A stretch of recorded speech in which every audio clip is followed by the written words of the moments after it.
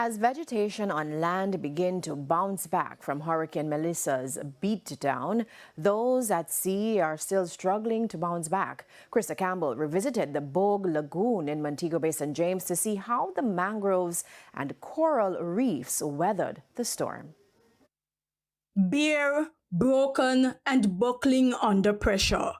Almost 2 months since Hurricane Melissa mowed down parts of Montego Bay, St. James, the mangroves here in the Bogue Lagoon are just barely standing.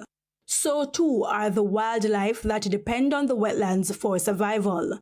Charlinda Forrester is Education and Outreach Officer at the Montego Bay Marine Park Trust, which manages the fish sanctuary where mangroves and coral reefs are two critical ecosystems. Naturally, this area would have been like a safe haven for boats to come and dock during an hurricane or storm event.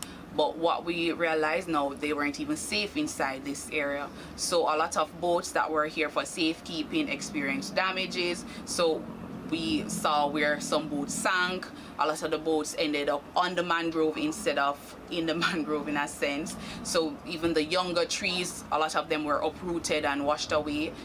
The before and after videos and images of the area are quite telling, but seeing things up close is another story altogether. Bird Island now has very few birds left, and once lush green mangroves have now been reduced to mostly brambles and bare branches. A lot of limbs have been destroyed. Some roots have been destroyed, but mostly leaves and branches. So those mangroves are recovering slowly, but you can obviously see that, for example, Bird Island, which was one of the most attractive parts of the mangrove, where a lot of cruises used to come here, including our tours, that is gone now. So in the evenings, you won't be seeing a lot of birds coming on this island. Executive Director at the Montego Bay Marine Park Trust, Hugh Shim, says other sea creatures like babyfish are another concern. In between the root systems, you might still have a few of the juveniles, but they don't have the foliage cover anymore, so it's not dark for them to hide. So I don't know if they'll probably go somewhere else.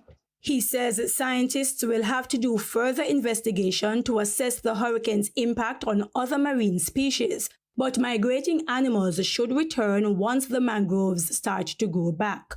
However, the challenge is that coral reefs and mangroves in this area were just beginning to bounce back after being badly degraded by years of pollution, removal to facilitate construction, and other human interference. We have seen where some of the vulnerable species and the recruits that were coming back, they have been disrupted and impacted. So that's going to take another time frame for them to actually get back to where they were. And with everything happening with pollution, global warming, increased sea surface temperature, it's going to take a while for us to see any sort of growth. So we'll slowly come back, because once the roots are intact, we should get some recovery.